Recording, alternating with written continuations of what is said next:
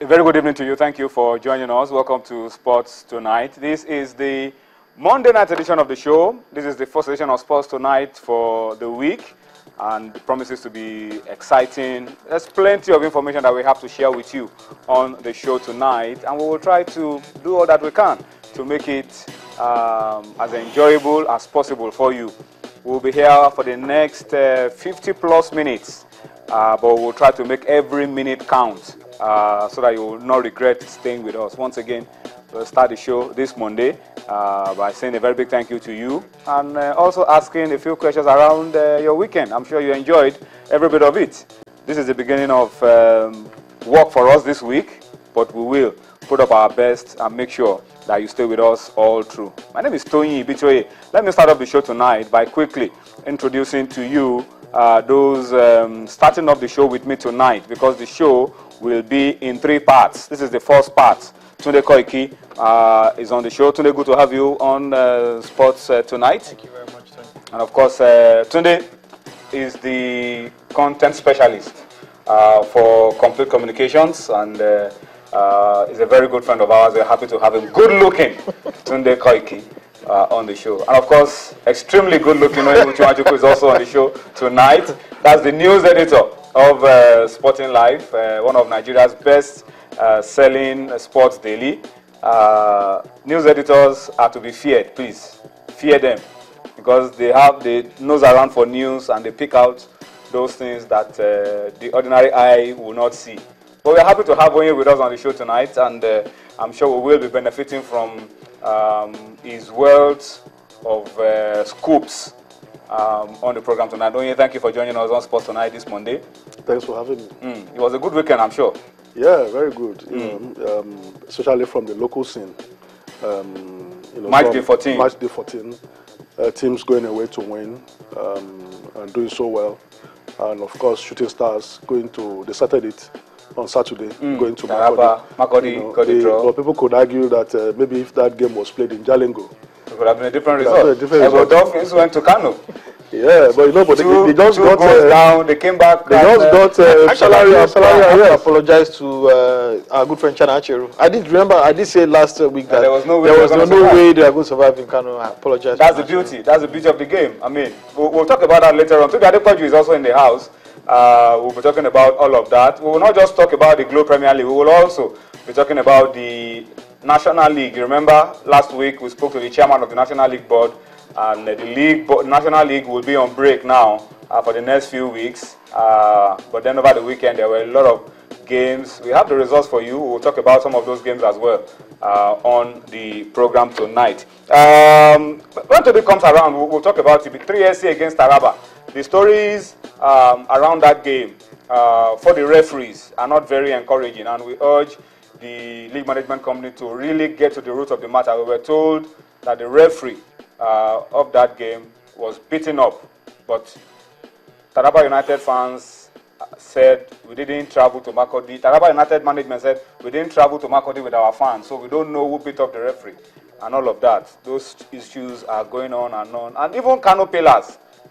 There were some stories around fans jumping over the fence when the game was 2-2, and all of some ugly stories around it. We urge the league management company to also take a good look at that. We'll talk about those things later on the show, just to whet your appetite on what we'll be talking about when we start. By the way, we must congratulate our good friend Abdullah Mekaiba of Wiki Tourist of Bauchi of going away from home to pick valuable 3 points on the road that has put them on top of the log.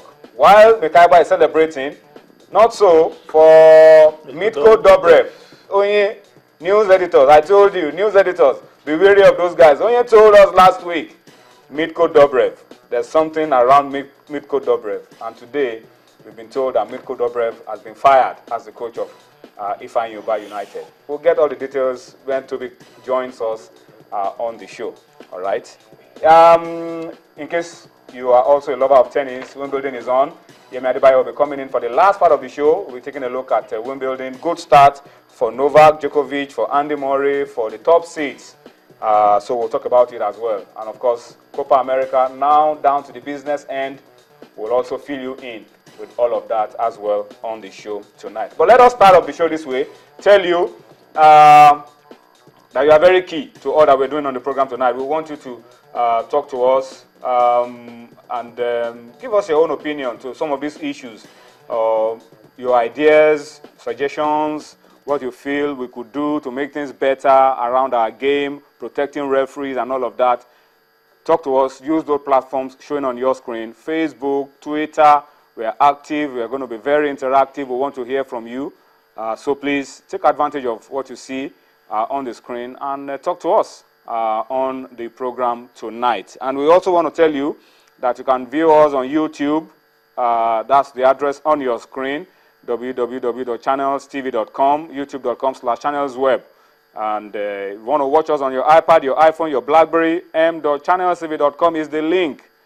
Just click on that and you will get a chance to watch us on your on that whatever platform you want. You can also download the channel's app for Android, iOS, Windows from their respective stores, and you are able to watch as well all across the globe at the same time, real time. That's what it is. You'll be able to watch channels, not just Sports Tonight, everything that goes on Channels TV. Immediately after Sports Tonight, the flagship, the News at 10, will be on. You can watch everything right there. But for Sports Tonight, when you send your comments, just include a little bit for us where you're watching us from so that we can appreciate you a lot more. All right? So I think that's the setting, gentlemen, for all that I'll be doing on the program tonight. But Onye, let me start with you. This story just came in a few hours ago. It came in like unannounced, but all the same, it's something that we need to reflect on. Onye, you've been with the Falcons. You were with them in Namibia. You saw Edwin Okon. We saw him at the World Cup and all of that. The story today is Edwin Okon is no longer the Super Falcons coach. The Nigerian Football Federation have quietly eased him out. The story on the NFF website, which I urge you all to go and check out on a regular basis because they churn out news. And I think we should commend them. Before we talk about Edwin Okon, we should commend the NFF guys. That website is good to look at, beautiful to see. Yeah, very, very attractive too. You know, we in the past we used to condemn the website that it lacked content. It was not functional. It was not alive. But you know that's it's in the past now, and they're doing so well. You know, when you have guys like you, Guys like Muraki Abodunri, you know, seasoned journalists as media officers. You don't expect. No, the guys doing the website are Dismal, yeah, but that's the yeah, but during Super Eagles campaign, I'm aware you also. Well, that's where we are in camp, but now we are not in camp. Yeah, so it's still the same thing. You know, so we don't expect anything less, you know, from the quality of journalists in that department. Mr. Dismal, I mean, was top class sports writer. So we don't expect anything less. But if the quality drops, we'll still be here to tell them that to raise the alarm. Okay, let's talk about what the main issue is. On the website, they came out with a story that Edwin Okon's contract has not been renewed, and Christopher Danjuma takes over immediately as coach of the Falcons. Only you've seen these girls, you've seen the coaches, you've seen everybody. What can you tell us about this change? Is it coming at the right time? Just about 2-3 weeks to a crucial Olympic Games qualifier. Well, Tony, the right time, I really cannot, you know, say categorically.